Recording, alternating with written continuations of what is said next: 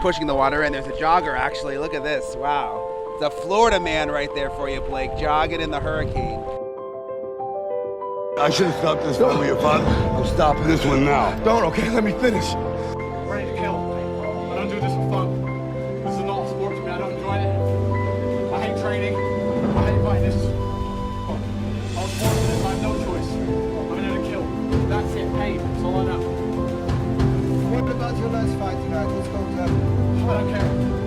Put someone in front of me. Put someone in front of me. That's all I have to say. It's the what if I can pull off a fucking miracle. What if I can become someone that no one thinks I can be? And just me talking about that, I have the hair going up on my arms because it makes me just like, what if? Pressure changes everything, pressure. Some people, you squeeze them, they focus. Others fold. You summon your talent at will, and you deliver on a deadline. And you sleep at night. David Goggins, he wrote me, be the guy who embraces the ugly, the miserable. Be the guy who embraces hard work, the grind. Don't be afraid of being hurt. Don't be afraid of sacrificing some blood. Kill the boy, Jon Snow. Kill the boy.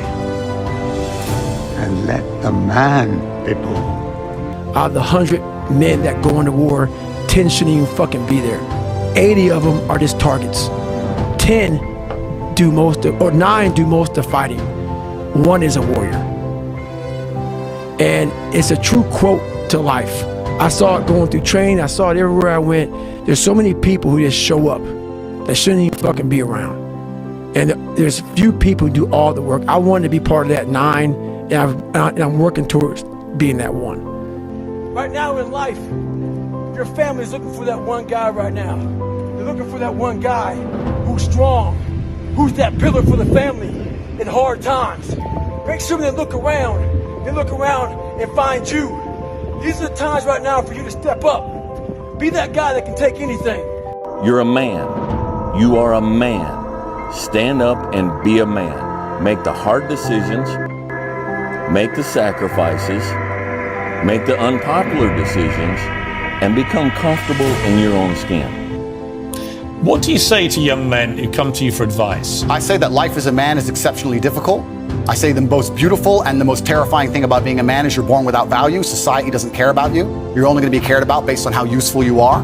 You have the chance to build yourself up and become a superhero if you're prepared to do the hard work and be indefatigable enough to never quit. But if you're going to stand around and wait for a handout, nobody's going to ever respect you. And I think that a lot of people have forgotten about how difficult and how competitive it is as a man. We're always in constant competition with each other. And it's your duty as a man to stand up and say, I want to be as important and strong and good-hearted and God-fearing as possible, and I need to work hard to achieve those things. And the dangerous thing about overly emotional men is that they're dangerous. They're genuinely dangerous. This is what's crazy.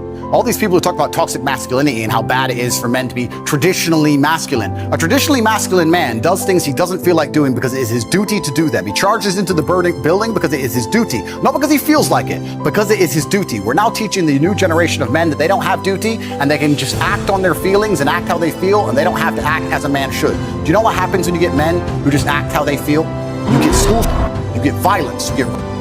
Men who do not control their emotions are dangerous. If you find a man who is stoic, he's not going to hurt people. He's going to sit and think about his actions very carefully, and he's going to be a good man who protects and provides for his family. If you find a man who just acts out on impulse and does whatever he feels like, you're going to find a dangerous man. Sitting here telling men to cry more and act with their feelings, and it's okay to feel this way, that way, etc., and have no self-control. That is why we have the problems we have in the world.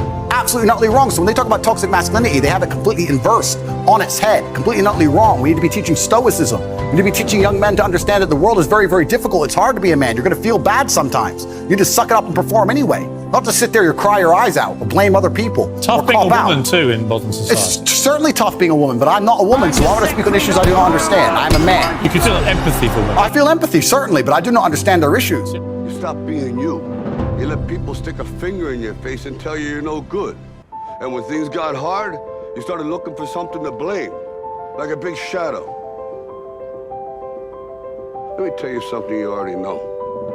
world ain't all sunshine and rainbows.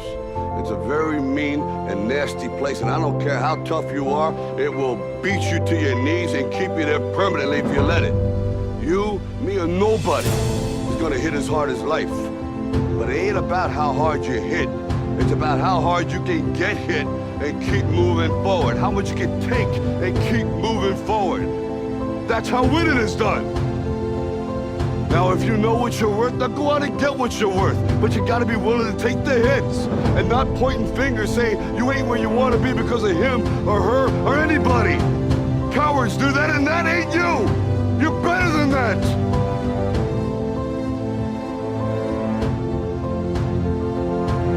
I'm always gonna love you no matter what.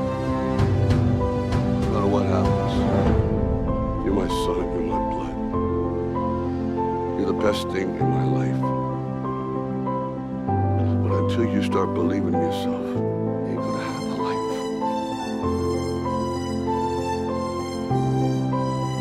life. Everything that you do counts.